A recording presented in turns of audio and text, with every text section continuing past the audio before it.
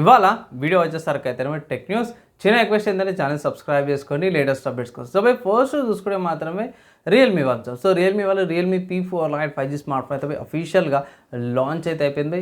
Decent price అని కొంచెం over priced అయితే అనిపించింది నాకు. సో దీనికి సంబంధించిన డెడికేటెడ్ వీడియో చేసాను, ఒకసారి ఆ వీడియో కూడా చెక్ చేసుకోండి. మీరేమనుకుంటారు RAM and storage prices increase అవ్వడం వల్ల దీని ప్రైస్ కూడా ఇంక్రీజ్ అయింది అనేసి అయితే నేను అనుకుంటున్నాను. నెక్స్ట్ చూసుకుంటే లెనోవో వాళ్ళ నుంచి అన్నమాట. సో లెనోవో వాళ్ళది లెనోవో లీజియన్ Y700 ట్యాబ్లెట్ అవుతుందో లాంచ్ అయిపోయింది చైనాలో. సో ఇక్కడ చూసుకుంటే మాత్రం ఇక్కడ స్నాప్డ్రాగన్ 8 ఎలైట్ Gen 5 ప్రాసెసర్తో పాటు వస్తుంది. 9000 mAh బ్యాటరీతో పాటు కూడా వస్తుంది. సో మంచి పర్ఫార్మెన్స్ ఉన్న ప్రాసెసర్తో పాటు వస్తుంది లెనోవో ట్యాబ్లెట్స్లో. అండ్ మంచి ఫీచర్స్తో పాటు వస్తుంది, కానీ 8.8 inches డిస్ప్లే, మంచి రెజల్యూషన్తో పాటు కూడా వస్తుంది. And 24GB RAM, 1TB onboard స్టోరేజ్తో పాటు కూడా వస్తుంది. కానీ నా ఒపీనియన్ ఇండియాకి వస్తారో రాదో తెలియదు, కానీ మంచి ప్రాసెసర్ అవుతుంది బై దీంట్లో అదొకటి అయితే ఒప్పుకోవచ్చు. నెక్స్ట్ చూసుకుంటే గూగుల్ వాళ్ళ పిక్సెల్ స్మార్ట్ ఫోన్స్ నుంచి అనమాట. సో గూగుల్ వాళ్ళ పిక్సెల్ స్మార్ట్ ఫోన్స్కి రీసెంట్గా మార్చ్ అప్డేట్లో ఏమవుతుందంటే, ఇవి రిపోర్ట్స్ ప్రకారం కూడా చూసుకుంటే లాక్ స్క్రీన్స్ ఫ్రీజింగ్ ఇష్యూస్ వస్తున్నాయి అనమాట బై. ఆల్వేస్ ఆన్ డిస్ప్లేలో కూడా ఇష్యూస్ వస్తున్నాయంట బై. రీసెంట్గా మనకి మోటోరోలా వాళ్ళ కూడా ఇష్యూ వచ్చింది కదా, సో అది కవర్ చేయలేకపోయినాను. సో ఈ మధ్యకాలంలో కొన్ని అప్డేట్స్ ప్రాపర్గా ఆప్టిమైజ్ చేయలేనట్టు అనిపిస్తుంది నాకైతే. ఇప్పుడు గూగుల్ పిక్సెల్ ఫోన్స్ కూడా వస్తుంది. సో ఏం ఎర్రర్స్ ఉన్నాయేమో తెలుసా, కానీ చూడాలి. నా ఒపీనియన్లో మాత్రమే కొన్ని రోజులు లాగానే వెంటనే ఏది పడుతుంది అప్డేట్స్ అయితే చేయకండి. నెక్స్ట్ కూడా OnePlus వాళ్ళ నుంచి అన్నమాట. So OnePlus Nord birds 4 Pro అవుతుంది అవి యాక్టివ్ నాయిస్ క్యాన్సిలేషన్తో పాటు ఇండియాలో లాంచ్ అయిపోయింది. ప్రైస్ చూసుకుంటే 4000 రూపాయల ప్రైస్ ట్యాగ్తో పాటు కూడా వస్తుంది అనమాట అవి.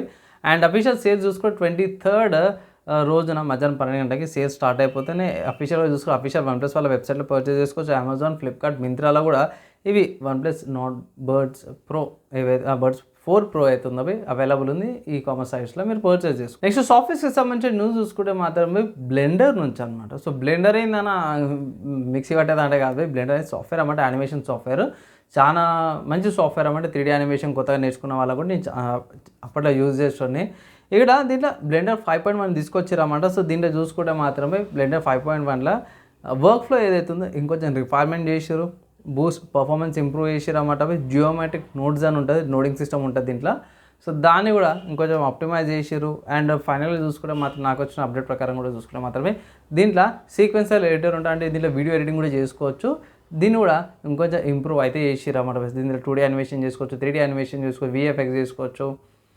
అండ్ వీడియో ఎడిటింగ్ కూడా చేసుకోవచ్చు అన్నమాట. సో ఆల్ ఇన్ వన్ అనుకోవచ్చు 3D animation software. Next hardware పరంగా న్యూస్ చూసుకుంటే మాత్రమే ఇంటెల్ వాళ్ళ నుంచి అన్నమాట. సో ఇంటెల్ వాళ్ళది పేరు పెద్దగా ఉంది.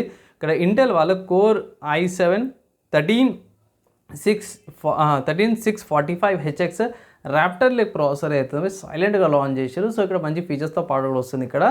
ఇక్కడ చూసుకుంటే ఇది 6 పర్ఫార్మెన్స్ కోర్స్, 8 ఎఫిషియన్సీ కోర్స్, ఓవరాల్గా చూసుకుంటే 14 కోర్స్ అండ్ 20 థ్రెడ్స్తో పాటు కూడా వస్తుంది.